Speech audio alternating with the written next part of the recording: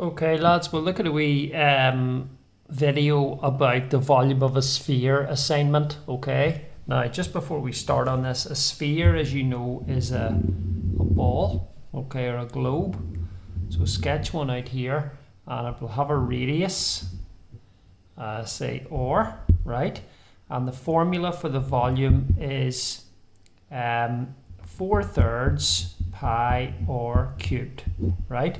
Now that will be given in the formula sheet, so you'll be told that 4/3 pi r cubed. Also, you can get a hemisphere, which is, if I draw it in half a sphere there, radius r, and that's 2/3 pi r cubed will be the volume of that, right? So those are formulas I will refer to as I go through the assignment. So start with the first one. A sphere of radius 2, maybe zoom in a wee bit here so we can see. Move this down, right? So question 1, a sphere of radius 2.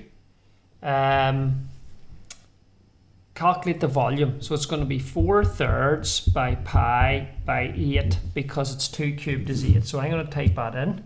4/3 by 3.14 by 8. And it asks you to do it to one decimal place, so the answer is 33.5, 33.5.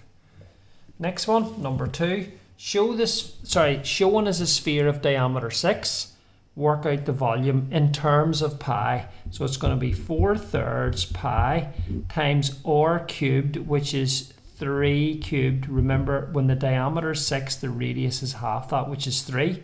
So that's 4/3 pi times 27. Now what you can do in your calculator is multiply 4/3 by 27 and you get 36, so it's going to be 36 pi. Okay, so that's going to be the answer to question 2.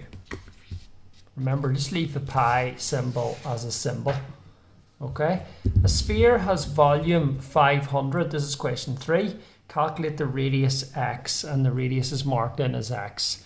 So what you do is 4/3 pi x cubed equals 500. So I've put in 4/3 pi r cubed, but I've replaced r with x because the radius is x, and it's equal to 500. So what we're going to do is divide 500 by 4/3 pi. So I'm going to do that now on my calculator, right?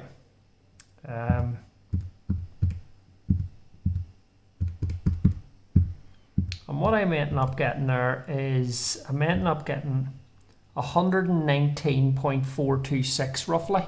So x cubed is 119.426. Keeping that number on my calculator screen, I'm going to cube root it. Okay. And I'm ending up with 4.92 for the radius. 4.92. So shouldn't be, that's not too bad a question. This is similar. The volume of a sphere is 4,500 pi. Calculate the radius. Well, we know that 4/3 pi r cubed is equal to 4,500 pi. Okay, so this is an equation that we have to solve for r. So divide both sides by pi, and then divide 4,500 by 4/3. Okay, and I'm getting r cubed is 3375. And what I'm going to do is I'm going to now cube root that, and I end up with 15. So the answer I'm getting for question 4 is 15. Just check this now against your answers and make sure you're doing them right. Shown as a hemisphere, calculate the volume of the hemisphere. So we'll move this down so we can see. So the radius is 7, so the volume of a hemisphere is 2/3 pi r cubed. Said that at the start on the front of the sheet. So the volume is going to be 2/3 by 3.14 by 7 cubed. So let's type that in.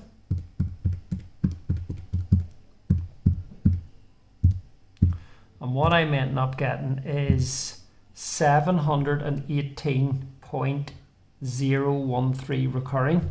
So let's just write 718 and that will be it to one decimal place. 718 is going to be the volume. Number 6, a container is created from a cylinder and a hemisphere.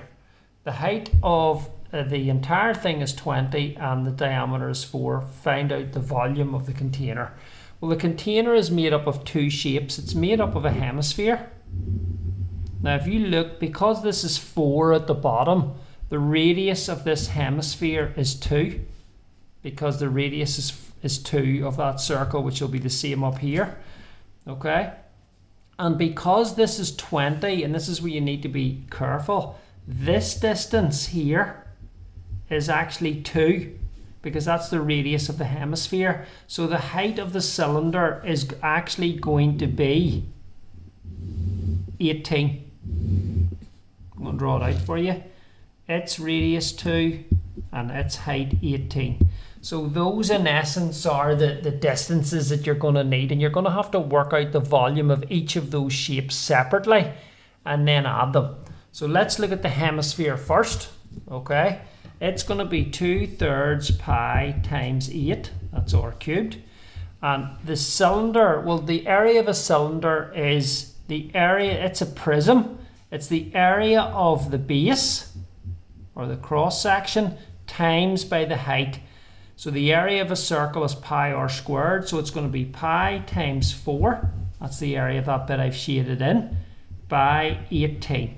So what we need to do is add these two results, and that should work it out for us. So I'm going to type this in, 2/3 by pi by 8. Okay, and then I'm going to add to that pi by 4 by 18. And I'm getting the answer all together. I'm getting the answer 242. So write it here, 242.83. That's the 2 decimal places, so 2.2.83. And that's going to be centimeters cubed. That'll be the units. So to go over that again, you needed to be careful about the distances, because this is 2 centimeters from the middle of the base to the top, because this is 2 centimeters here, see that? And that means this is also 2 centimeters. So you can transfer that distance up here, which means this is 2, which means because the entire height is 20, the cylinder height is 18. And that's how you get it correct then. Okay? Question 7. This is a good question about the tennis balls. So 3 spheres of radius 4 fit inside a tube. Calculate the percentage of the tube that is not filled.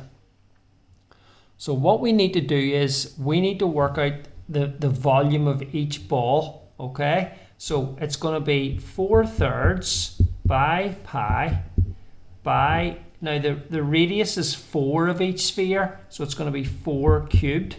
So that's going to be the volume of one ball. So I'm going to times that by 3. And that'll give me the volume of the 3 tennis balls. So I'm going to type all that in, and I'm going to get 4 by 3.14 by 64, and I end up getting 803.84. Okay. I'm now going to work out the volume of the cylinder. Now again, to get the volume of a cylinder, just to remind you, well, this is the can that the balls are in, okay, which is a cylinder shape. To get the volume of a cylinder, you need to get the area of the base, times by the height. Okay, now that's a circle, so that's pi r squared. So the radius of that base will be from there to there. So that's r. So pi r squared by the height will give me the volume of this. Okay, so what I want to do is I want to work that out, but I don't have any measurements. But I do know the radius of these tennis balls are 4. So I'm going to know that this distance is 4, because the tennis ball touches the edges of the actual or the inside of the cylinder. And I know the height of the actual cylinder will be, the diameter of the tennis ball, by the way, is 8. So the height is going to be 3/8, which is 24. So you see the volume of the cylinder, it's going to be pi. So that's the three balls. Okay, that's the volume of that, is this number, right? The cylinder, which I'm working out, is going to be pi times the radius squared, which is 16, times the height, which is 24. So let me type that in. 3.14 multiplied by 16 multiplied by 24. And I'm ending up getting 1205.76. Now, let's go back to the question. It says calculate the percentage of the tube that is not filled. We need to find out what volume is not filled. You know the wee air spaces in between the balls and the tube inside. So how do you get that? Well, you take away the volume of the cylinder minus the volume of the three balls. So I'm going to take these two numbers away. See these two numbers here? And that'll give me the volume of the air, or not filled. Okay, so let me type that in. I'm going to get that minus 803.84, and I'm getting for that 401.92. Now, that is the area, that is the volume that is not filled. Now, what they're saying is, what percentage is that out of this?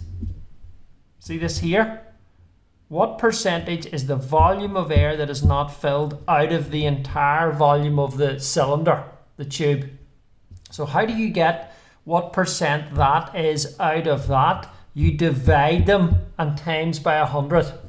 So we need to go 401.92 divided by 1205.76 and then times by 100, and I am getting the answer 33.33%.